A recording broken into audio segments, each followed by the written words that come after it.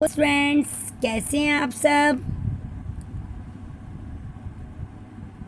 आपको व्याख्या तो समझ में आई गई होगी,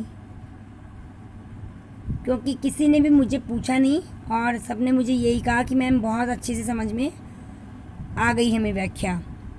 और आई होप आपने कॉपी में भी कर ली होगी उसे। अब मैं आपको पद्य भाग का जो 4th चैप्टर है देव, उसके क्वेश्चन आंसर कराने जा रही हूँ। बच्चों, जितने भी लेसन आपके हो गए हैं वो आप याद भी करते जाएं साथ साथ में, क्योंकि हम आपको 15 दिन में एक टेस्ट लेंगे। मतलब जैसे ही आपका चैप्टर होता है आपको 15 दिन दिए जाएंगे और उसमें टेस्ट लिया जाएगा।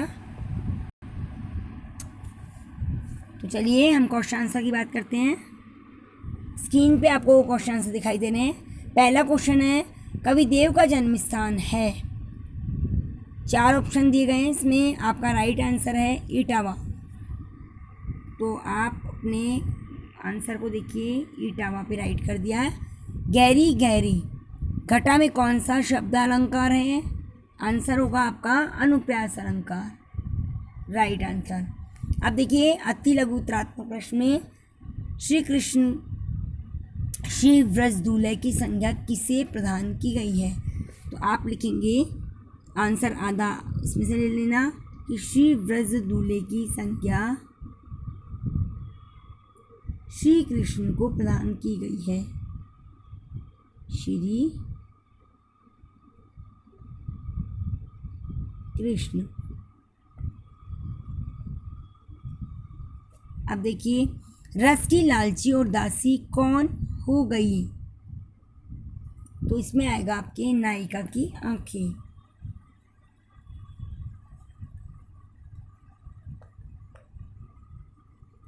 नायिका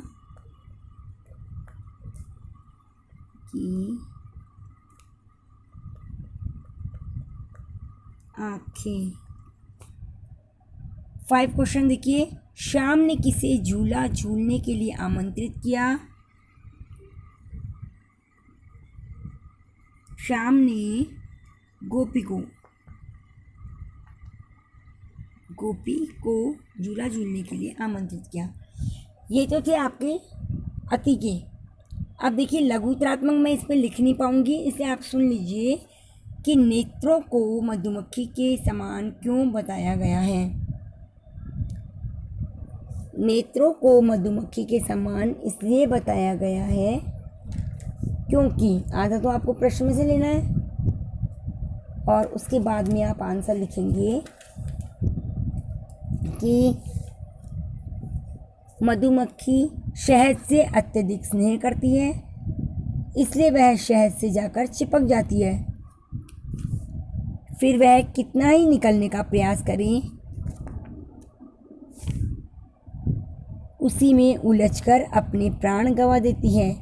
इसी प्रकार गोपियाँ कहती है कि ये जो हमारे 2 नेत्र हैं वो कृष्ण के दर्शन के प्यासे हैं, दिन रात उसी के लिए तड़पते हैं और यही कारण है कि नेत्रों की तुलना मधुमक्खी से की गई है। फिर आपका 7वां क्वेश्चन, नायिका के भाग क्यों सो गए? तो आंसर देखिए, यहाँ पे नायिका उस स्थिति का वर्णन करती है जिसे वह किसी भी प्रकार से कृष्ण को देख सके और उसके साथ फिर से लीलाएं करना चाहती है। लेकिन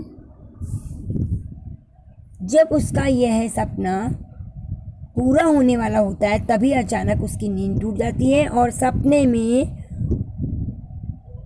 उसके मन की इच्छाएं पूरी होने से रह जाती हैं। इसीलिए कवि ने ऐसा कहा। 8वां क्वेश्चन है, जे जग मंदिर दीपक सुंदर से कवि का क्या तात्पर्य है? तो आपने जो पहला वाला दोहा पढ़ा था इस पे पूरा वर्णन है।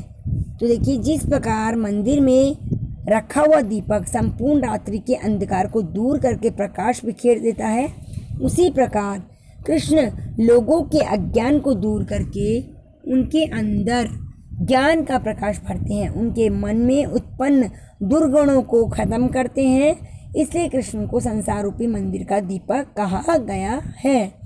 अब आ जाइए निबंधात्मक क्वेश्चन।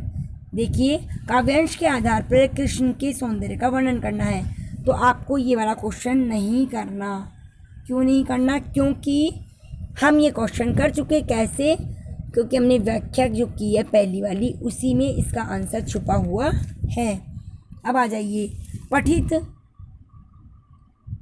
पठितांश के आधार पर देव की काव्यगत विशेषताओं पर प्रकाश डालना है आपको कि कवि देव की काव्य की क्या क्या विशेषता है। तो ये आंसर आपको करना है। आंसर में आप क्या लिखेंगे कि जो कवि देव हैं वो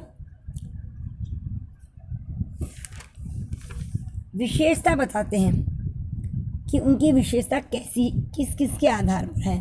तो पहले आप विशेषता में लिखेंगे श्रृंगार रस का प्रभाव है। जिस प्रकार कोई झरना बहता है और उससे सहज ध्वनि उत्पन्न होती है, उसी प्रकार देव के काव्य में स्वभावगत रसिक होने के कारण श्रृंगार रस सहज रूप से प्रभावित होता है और इस श्रृंगार रस में छिछरापन नहीं है बल्कि गंभीरता है। दूसरा लिखेंगे भाषाएं और व्याकरण। देव के काव्य में अलंकार रस कूट कूट के भरे हुए हैं। इन्होंने व्रज भाषा को अपनाया, लेकिन उस भाषा में संस्कृत भी है, फारसी, अब फ्रेंच जैसी भाषाएं के शब्द भी मिलते हैं। फिर है तात्कालीन सामाजिक साहित्य परिस्थितियाँ कि रीतिकाल में साहित्य की जो परंपराएं थी उसका पूर्ण रूप से देव ने निर्वाह किया, और साथ ही उस समय समाज में जो भक्तिमय वातावरण था, साहित्य के लिए घटित होने वाली वास्तविक घटनाएं घटित होती थी, उनका वास्तविक रूप पालन करना देव का एक विशेष गुण है। फिर है कल्पना में भी वास्तविकता का आभास कराते हैं। देव का साहित्य वास्तविकता के साथ साथ कल्पनाओं में भी आभास कराने वाला है, लेकिन उन काल्पनिक दृश्यों को इस प्रकार से प्रस्तुत किया गया कि पढ़ने वाले को लगता है कि जैसे हकीकत में घटित हो रही है। जैसे गोपी के द्वारा स्वप्न में कृष्ण से मिलन की घटना को दिखाया गया है और अगली पंक्ति में स्वप्न की बात नहीं आती, तो किसी को आभास भी नहीं होता कि वह स्वप्न था या हकीकत। इस तरह से आपका 10वां क्वेश्चन पूरा होता है। नंबर 11 की निम्नलिखित पंक्तियों की सप्रसंग व्याख्या कीजिए।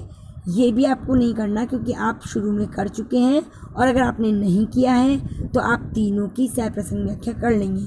इस प्रकार से हमारा चैप्टर पूरा होता है। और अगर फिर भी आपको कुछ समझ में नहीं आता तो आप मुझसे पूछ सकते हैं। इस तरह से आप 4th क्वेश्चन के क्वेश्चन आंसर प्लस सप्रसंग व्याख्या पूरी करेंगे। कल मैं आपकी कॉपी चेक करूँगी। ओके।